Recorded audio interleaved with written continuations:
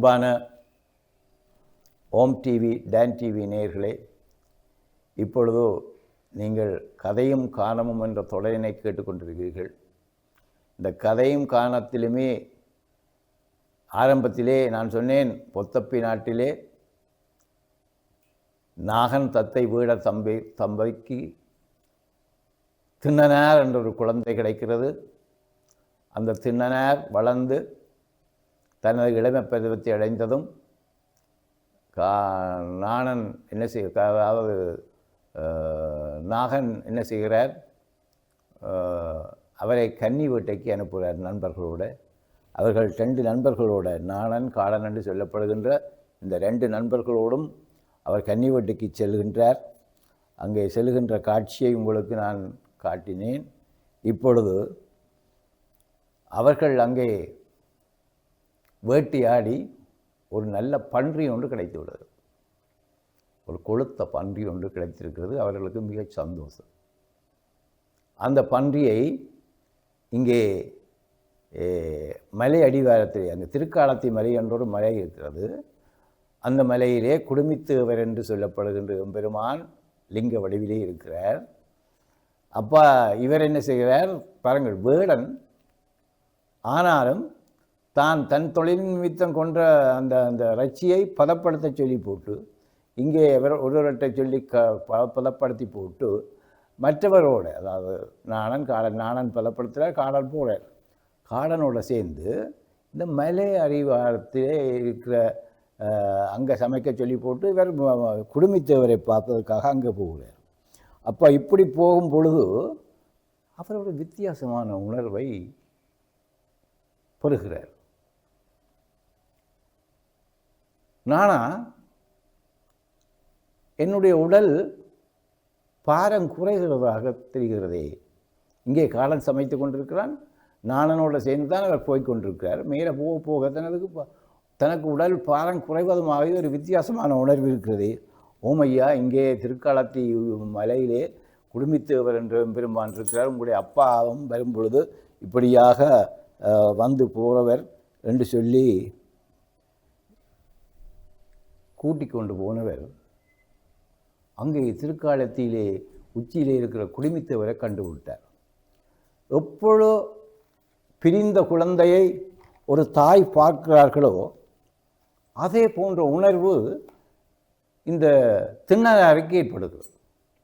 அப்படியே போய் கட்டி பிடிச்சி உச்சி மோந்து, ஐயா ஐயா ஐயா, நீங்கள் தனியாக இங்கே இருக்கிறீங்களே, உங்களுக்கு உணவு தர ஒரு இவரும் இல்லையா, உங்களை பராமரிப்பதற்கு இவரும் இல்லையா, நீங்கள் இப்படி தனியாக இருக்கிறீர்களே என்று சொல்லி தனியாக வனம் தன்னில்,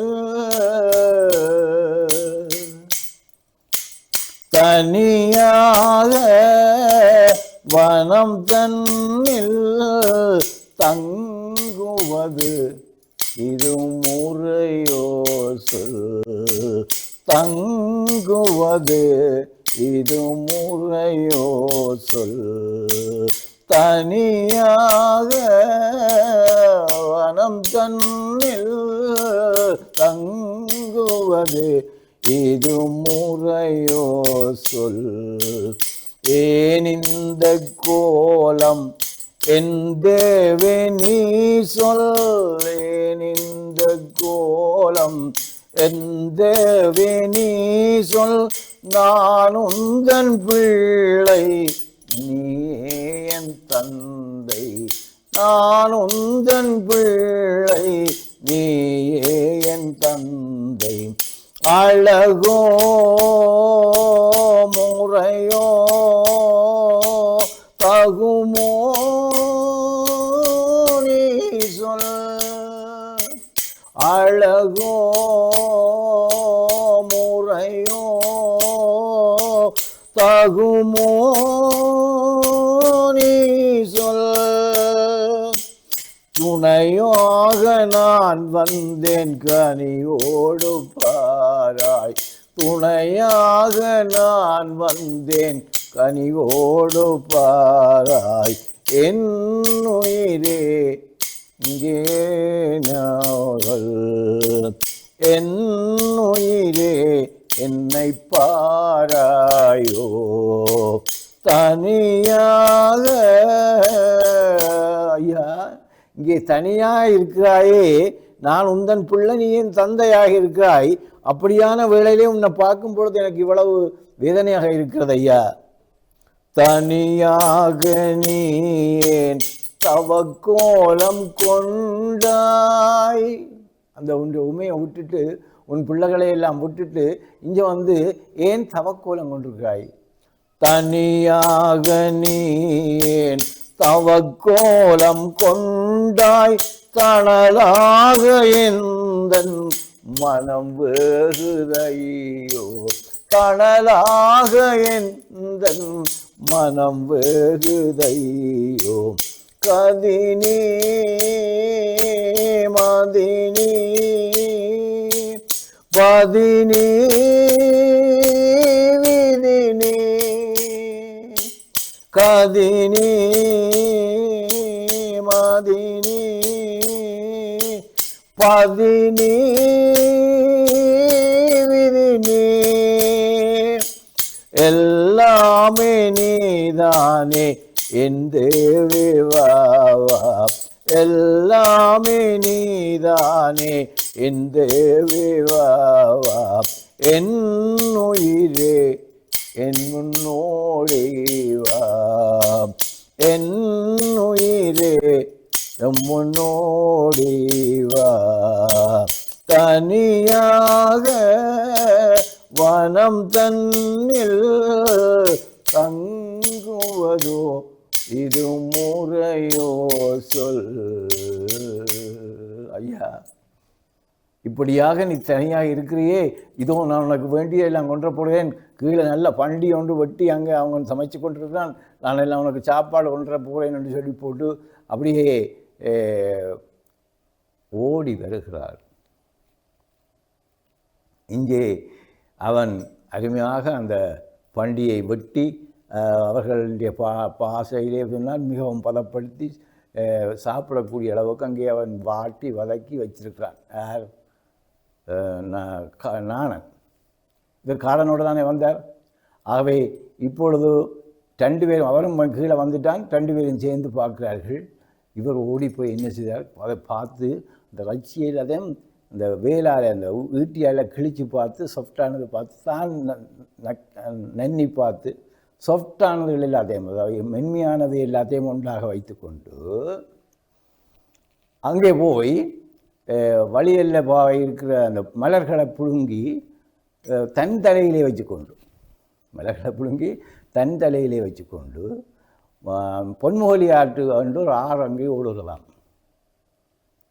குடும்பத்தேவர் இருக்கின்ற திருக்காலத்தி மலையிலே இப்பொழுது நீங்கள் பார்க்கலாம் பொன்முகலி ஆறு என்று அந்த ஆறு ஓடுகிறது அந்த ஆறு அங்கே ஏனம் ஒன்றும் இல்லை அதாவது பாத்திரம் ஒன்றும் இல்லை அவர் என்ன செய்கிறார் அந்த தண்ணியை வாயில் மொண்டு கொண்டு வந்து ஓடு இங்கே பின்னா ஓடி வரேன்னு இவங்க ரெண்டு பேரும் ஓடி வராங்க இவர் செய்கிற காட்சியில் பார்த்து ஐயா ஐயா என்ன அருமையான காட்சி எல்லாத்தையும் நாங்கள் சாப்பிட வேண்டு வச்சது எல்லாத்தையும் எடுத்து போட்டு கொண்டு வராரே என்று கொண்டு வந்து என்ன செய்தார் செருப்பு காலால் அங்கே முதலே யாரோ பூசியாக்கி வச்சிருக்கிறார் அந்த பூசியாக்கின பூக்கள் மேலே இருக்க பூக்களெல்லாம் தட்டி காலால் செருப்பு காலால் தட்டி போட்டு தாங்கணும் தண்ணி இருக்குல்லோ தண்ணி எங்கே இருந்தது வாயிலாக தான் தண்ணி இருந்தது உஃபிக் என்றபடியே அபிஷேகம் செய்கிறார் பாருங்கள் அங்கே இதற்கு முதல் அங்கே சிவகோசரியார் என்ற ஒரு அந்தன பெருந்தகை இந்த திருக்காலத்தி அப்பருக்கு பூஜை செய்கிறது வழக்கம் இது நம்ம பேருக்கு தெரியாது ஆனால் அவர் பார்க்குற நேரம் அவர் தனியாக இருந்தார் அப்போ இது எல்லாத்தையும் இந்த இலையை எல்லாத்தையும் போட்டது ரெண்டு சொல்லி போட்டு அவர் எல்லாத்தையும் செருப்பு காலால் தட்டி போட்டு தாங்கணும் அந்த பூவை அதுக்கு சூடி போட்டு அதாவது வாய்க்கில் இருக்கிற நீர் தான் அபிஷேகம் பால் தயிர் எல்லாம் வாயில் இருந்த நீர் அபிஷேகித்து தான் தலையிலே சூடி வந்த கொண்ட மலர்களை எல்லாத்தையும் மலையில் வச்சு கும்பிட்டு போட்டு ஐயா ஐயா உங்களுக்கு பசி இருக்கு ஐயா நீங்கள் நல்லா சாப்பிடணும் ஐயான்னு சொல்லி தான் கொண்டு வந்த அந்த பண்டி இறைச்சியை வைத்தாராம். இறைவன் மிகவும் மனமும் வந்து சாப்பிட்டானாம். அந்த காட்சியை கண்டு இவர் உருகிவிட்டாராம் என்று வரலாறு சொல்லுகிறது. என் அன்பானவர்களே, இங்கே பாருங்கள், இங்கே தான் நாங்கள் சிந்திக்க வேண்டிய செயற்பாடுகள் சில இருக்கின்றன. அவன் பாசத்தோடு கொண்டு வந்த அந்த பண்டிகையை இறைவன் சாப்பிடுகிறானாம். அவர் தான் சுவைத்து பார்த்து அந்த இறைச்சியை சாப்பிடுகிறானாம். தான் தலையிலே தூடின அந்த மலரை இறைவன் ஏற்றுக்கொண்டானாம். அந்த செருப்புக்கால் அபிஷேகத்தால் துடைத்ததை எல்லாத்தையும் பெருமான் ஏற்றுக்கொண்டானாம். இப்படியாக உங்களுக்கு உணவு தர யாரும் இல்லாத இந்த வேளையிலே இப்பொழுது நான் வந்து உனக்கு தருகிறேன் என்று சொல்லி அங்கே எம்பெருமானுக்கு வேண்டிய நித்திய நைமித்திய பூசைகள் மாதிரி ஒரு பூசை முறையை அவர் என்ன செய்கிறார்? எம்பெருமானுக்கு செய்கிறார். செய்து போட்டு அன்று இரவு முழுக்க அவர் வீட்டையும் போகவில்லை. அந்த இரவு முழுக்க அங்கேயே தங்கிட்டார். தங்கி போட்டு விடிய வந்துட்டார். இங்கே விடிய என்ன நடக்கிறது? வழக்கம் போல இந்த சிவகோசரியார் என்று சொல்லப்படுகின்ற அந்த அந்தன பெருந்தகை எம்பெருமானுக்கு பூசை செய்ய வருகிறார். பார்த்தார், என்றும் இல்லாதவாறு மாமிச வாடை நாத்தம் அடிக்குது. அதாவது இப்போ மாமிசம் நாங்கள் எல்லோரும் சாப்பிட்றோம், எங்களுக்கு கலந்திருக்கிறோம். நாங்கள் மாமிசம் சாப்பிட்றவர்களும் இருக்கிறார்கள், சாப்பிடாதவர்களும் இருக்கிறார்கள். இந்த மாமிசம் சாப்பிடாதவர்களுக்கு இந்த மாமிசத்துக்கு முன்னால் போனால் ஸ்பெஷல், அதாவது விசேடமாக முகர்வு கூட இருக்கும், மணக்கும். சரியா? இந்த மாமிசம் சாப்பிட்றவர்களுக்கு அது அருமையான சுவையாக இருக்கும். பொரியல், மீன் பொரியல் பக்கத்தில் வீட்டில் பொரித்தால் இந்த வீட்டில் 4 வேளை ஜலம் பெறும், வாய் ஊறும். அது அவர்களது வாழ்க்கை முறை, சமயம், அந்த அனுஷ்டான முறைகளில் நாங்கள் சிலர் சாப்பிடாமல் இருக்கிறோம், சிலர் சாப்பிடுவோம்.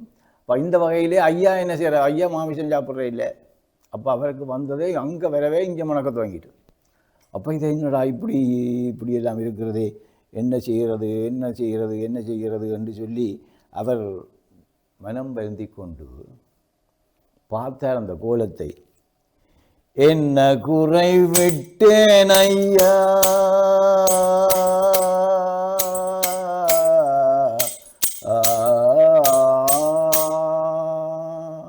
அப்படிங்கிறார் சிவகோசரியார்.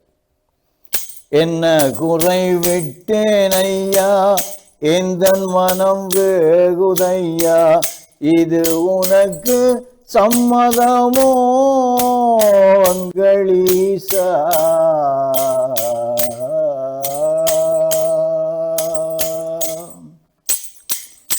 என்ன குறை விட்டேன் ஐயா, எந்தன் மனம் வேகுதையா, இது உனக்கு சம்மதமோ அங்களீசா.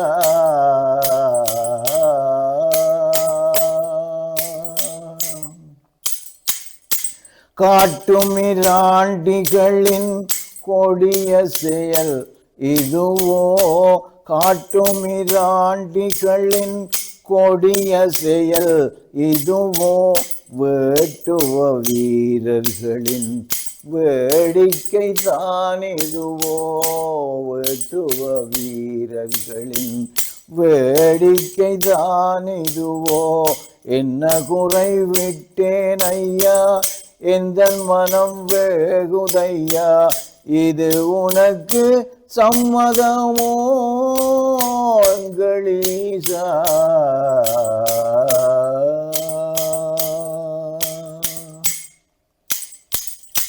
ஆகம விதிப்படியே அனுதினமும் பூசை செய்வேன்.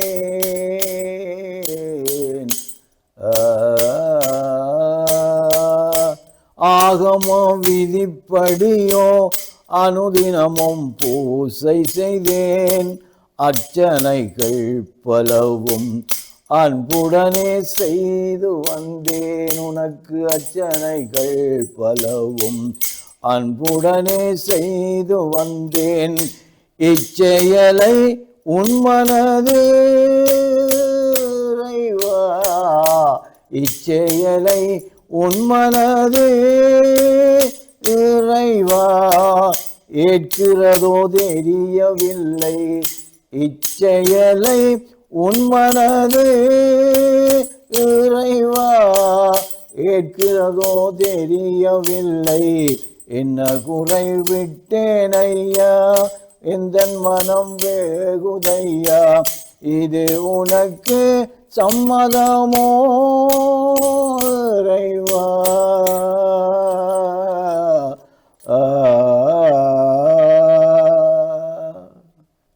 என்பார்களே. இந்த வழிபாட்டு முறைகளிலே ஆகம விதிப்படியே உனக்கு பூசை நான் செய்தேன் ஐயா, நான் என்ன குறை விட்டுட்டேன், உனக்கு இது சம்மதமா, இந்த ரட்சிப்படையிலே ஏற்றுக்கிறாய் ஐயாண்டு அந்தன பெருந்தகை வாழுகின்றார். இங்கே 2ஆம் நாளும் இதே போல் நடக்கிறது. 1ஆம் நாள் முடிஞ்சது, 2ஆம் நாள் முடிஞ்சது, 3ஆம் நாள் இப்படியாக நாட்கள் ஓடிக்கொண்டிருக்கின்றன. காலையிலே ஐயாவின் பூசை, மாலையிலே திண்ணனாரின் பூசை. இங்கேதான் பாருங்கள் ஆகம விதிப்படியே. சிறியேன் ஒரு கோயிலில் பாடல் உங்களுக்கு தெரியும். ஆகம விதிகளோ பெரிதாக இல்லை, ஆலய நிர்வாக சபை கூட இல்லை. ஆகம விதிகளோ பெரிதாக இல்லை, ஆலய நிர்வாக சபை கூட இல்லை. அர்ச்சனை துண்டோ அடியோடு இல்லை, அர்ச்சனை துண்டோ அடியோடு இல்லை. ஆனாலும் அருளுக்கோ குறையேதும் இல்லை. வசந்தபுரத்தங்கள் அம்மனை நாடி வந்து வணங்கிடும் அடியவர் கோடி வரம் தருவாயென பஜனைகள் பாடி வழிபடுவோர் முன்னே வருவாளிங்கோடி. வசந்தபுரத்தினை அம்மனை நாடி. உண்மையிலே இந்த ஞாபகம் வருகிறது. இப்பொழுது நான் வழிபடுகின்ற என்னுடைய தாய் வசந்தபுரத்தில் இருக்கின்ற அம்பிகை, அவளிடம் கூட இப்படித்தான் இருக்கு. ஆகம விதிகளோ பெரிதாக இல்லை அங்கே, ஆனால் இருக்கு. ஆலய நிர்வாக சபை கூட, எந்த ஒரு ஆலயத்தில் இப்போ நிர்வாக சபை இல்லை, அதுக்கு சண்டை வழக்கு நடக்குது. இப்போ பல ஆலயங்களிலே வழக்கு நடக்கிறது. நிர்வாக தலைவர் நானா நீயா பெறுது, பொருளாளர் பெரிசாது என்று சொல்லி அவங்க வழக்கு, ஆலயங்கள் எல்லாத்துக்கும் வழக்குகள் இருக்கின்ற செய்தியை நீங்கள் எல்லாம் பார்க்கிறீர்கள். நான் வழிபடுகின்ற தாயிடம் இந்த நிர்வாக சபை ஒன்றும் கிடையாது. ஒரு அருமையான பிரம்மாண்டமான கோயில். ஒரு கொட்டில், இந்த கொட்டிலே குடியிருந்தாள், கோபுரமும் கொண்டு விட்டாள், கருவறையை கருங்கல்லால் கவினுறவே ஆக்கிவிட்டாள். அழகுமிகு தூண்களுடன் அலங்கார மண்டபமும் புட்கரணி தீர்த்தத்துடன் பொலிவுறவே விளங்குகின்றாள் இந்த தாய். ஆலய நிர்வாக சபை இல்லை, அர்ச்சனை துண்டில்லை, ஆனாலும் அருளுக்கோ குறைவு இல்லை. அதே மாதிரி தான் இங்கேயும் ஐயா ஆகம விதிப்படி அங்கே பூசைகள் செய்கின்றார். இங்கே இவர் ஆகம விதி இல்லாத முறையிலே காட்சிப்படுகிறார். ஆனால் அருளுக்கோ குறையும் இல்லை என்பதை பின்னாலே நீங்கள் பார்ப்பீர்கள் என்று சொல்லி நிறைவு செய்கிறேன். நன்றி. வாழ்க வளர்க.